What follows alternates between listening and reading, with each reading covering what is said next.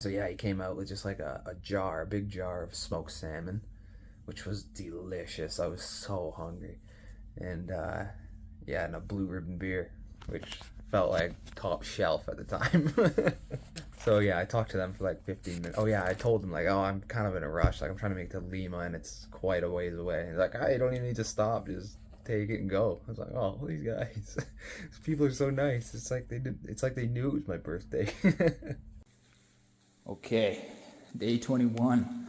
Max hit another 0 kilometer day. This time it was because of the rain though. Did it yesterday. I wasn't down to do it again. So I'm staying a second night at the community center, which, okay, you can't see much out there.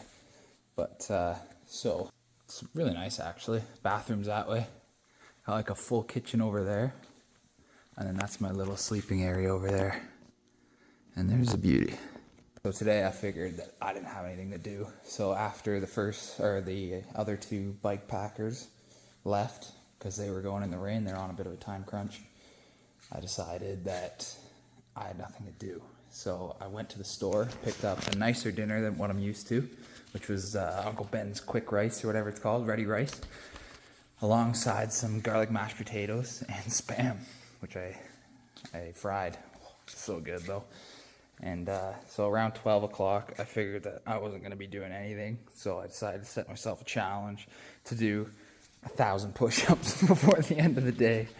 And what time is it now? So it took me 8 hours and 42 minutes to do it, which is not breaking any records. But God, around 500, I really started to feel it like upper chest. The last two, so I was doing sets of 20. And I was pacing myself. I wasn't going crazy here. I was really pacing myself. Obviously, it took me 8 hours. So, yeah, I was doing sets of 20. And then hit the last 200, had to drop to sets of 10. Because I'm such a baby, I know. Yeah, I just finished those now. Last 20, though, I finished with a sprint and finished all 20.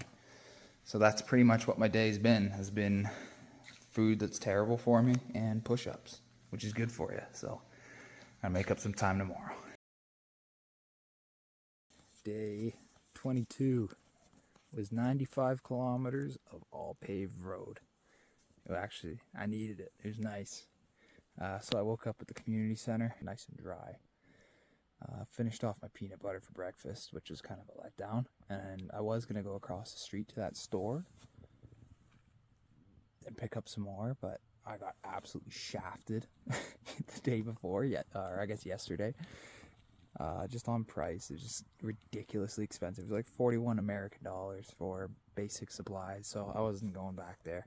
The whole day was road riding. There's only one guy who cut it friggin' close while driving. Yeah, guy pickup truck, obviously. Fucking whizzed right past me. It was close. But other than that, I got caught in a little bit of light rain. It was multiple times. It was like the rain would start. I put on my rain stuff, and then it would stop, and I would start to roast because this rain gear sucks. So then I'd get really hot. It's like, it looks like it's still gonna rain. Never did. So then I take it off. As soon as I took it off, it'd start raining again. So I threw it back on, and that was on and off a few times. Then I ran into Steve, and Steve told me that there's another kind of like the Alpaca Ranch or MTB City kind of place, like campground in the little town of Dillon, that some guy set up for bike packers.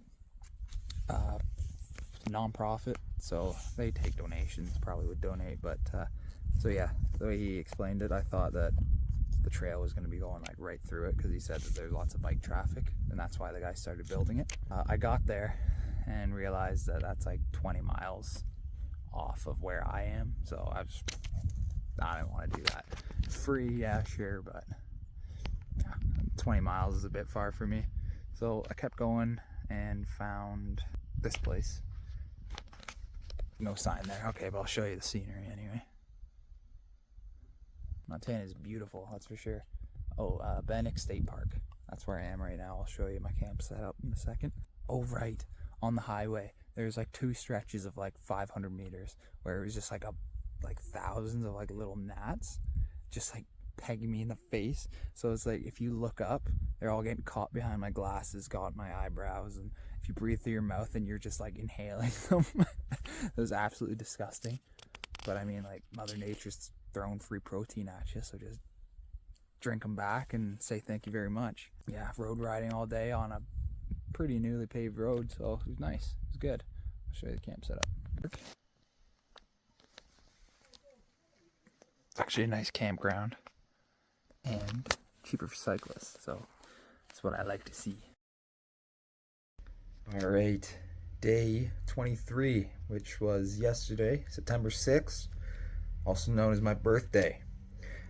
Today was my biggest day so far with 132 kilometers. Woke up, my birthday, obviously going to be a great day. I left the Bannack State Park and begun my way to Lima, which is where I am now. First, I was going to stop in Grant, which was just a little town down the street, for birthday breakfast. But I got there and it was closed, obviously. I kept going and came across these two like sheep dogs in the field. Just two dogs, no owner or anything. So I stopped, took a picture, and then I heard two cyclists come up behind me, and they stopped. It was Galen and Matt. And yeah, I was talking to them for a bit and found out that they were on day 10 of their trip, and they started in Banff. I'm on day 23. So they're keeping up a pace that I'm not keeping up with. So I said, all right, yeah, you guys go ahead. Most of today was like gravel roads and stuff. And so a few kilometers later, I ran into Galen again, who was having issues with one of his bags. The zipper broke or something. He was touching his leg, so he was dealing with it. And so I talked to him for a bit, and then I kept going. It didn't take him long to catch up. These guys are crazy on bikes. And he slowed down to my pace, and we were talking for quite a while, actually. And then we came across Matt again, because Matt just kept going, because they really wanted to make it to Lima today. And keep in mind, these guys were on their bike for 30 kilometers before they got to where I was. So these guys are crazy. So yeah, we caught up to Matt, and then all three of us were riding for a bit, just talking and whatnot. I kind of felt like I was slowing them down, and I felt like they would feel bad to go ahead. So I was like, I'm going to fill up my water. You guys go ahead. I'll catch up. And that way, if I did catch up, then I know that we're kind of doing the same pace. I did not catch up. These guys were gone. I was not catching them at all. So at that moment, I realized how much easier it is to ride with people, just like to talk and just pass the time, and not just be focused on how much pain your body's in. And I think I'll have a partner next time I go on a ride. So I continued a long time with just by myself. I want to say maybe like over half the ride, I think 60 kilometers or so. And at this point, I'd finished my trail mix. That's just what I snack on while I'm riding. And I finished my last Cliff Bar. So basically the only food I had left, and this is my fault, was just freeze-dried stuff. I had water, so I was in no danger. I was in the middle of nowhere, but like I wasn't in danger of anything. I was getting hungry.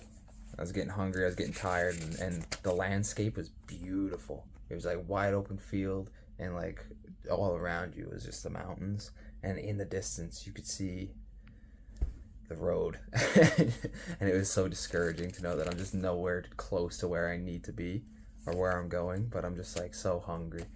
And after the first climb, so I was climbing the hill, and I had to go to the washroom at this point. I was like, all right, I gotta go. But I couldn't see over the hill, and figured a car, as soon as I start, it's gonna come over the top. So I was like, all right, I'll go at the top. I can see both ways. I get to the top, and there's a trailer there. I was like, oh no. But it was actually two elk hunters that were up there, so they stopped. So I stopped and talked to them for a bit. And they asked if I was hungry. I was like, yes, I'm very hungry. I didn't say that. I was just like, oh, I mean, yeah. And they're like, you want a beer? And I was like, God, I don't want to rob you everything. But I guess, oh, you're good. Like, beer's cheap as hell in the States. It's great. So yeah, he came out with just like a big jar of smoked salmon, which was delicious. I was so hungry. And yeah, and a blue ribbon beer, which felt like top shelf at the time.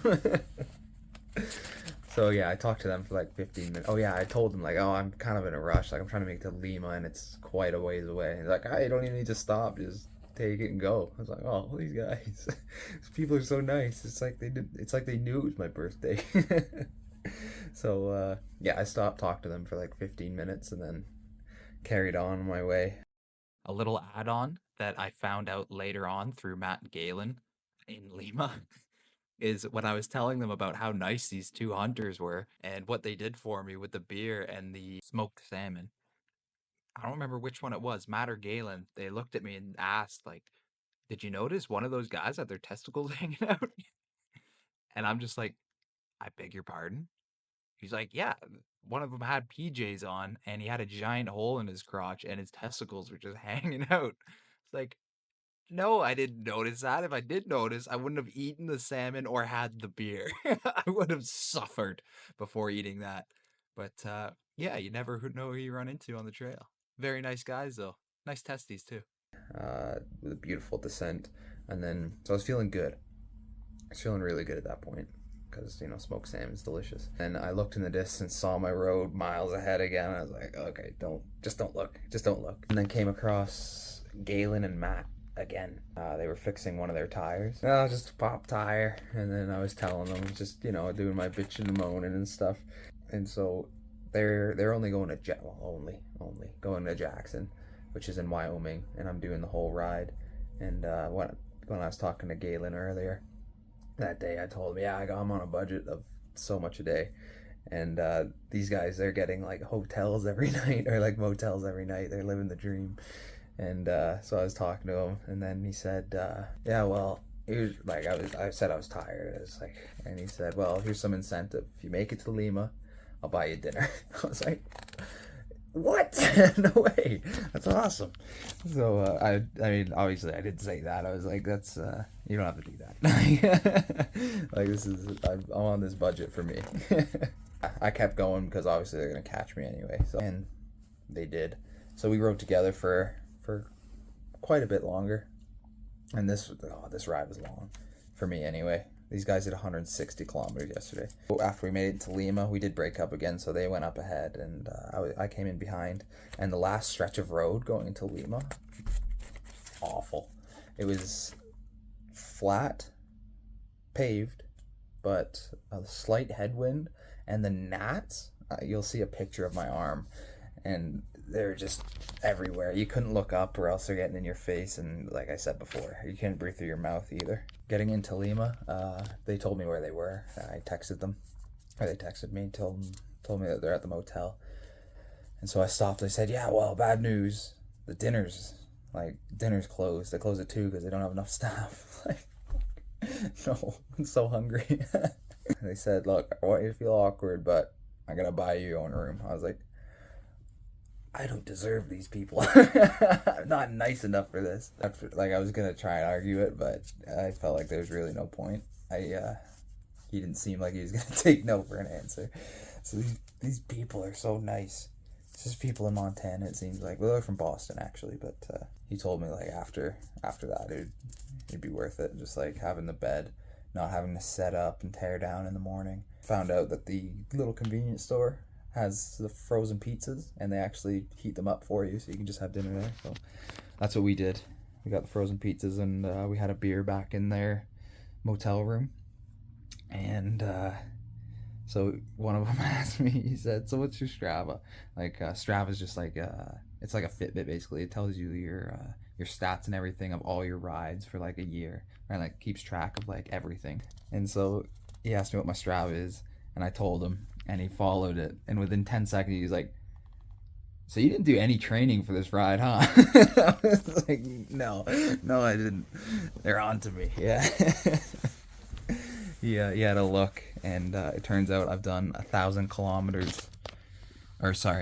miles this year.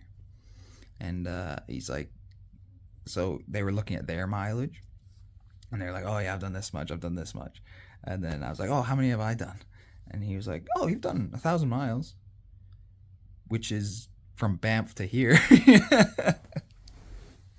So yeah, they found out that I did zero training. They were impressed that I've done zero training and I am where I am. But yeah, I thought it was kind of funny. It was a great birthday made by strangers, that's for sure. these guys, they made it a good day for me. So thanks, guys. We'll see yous.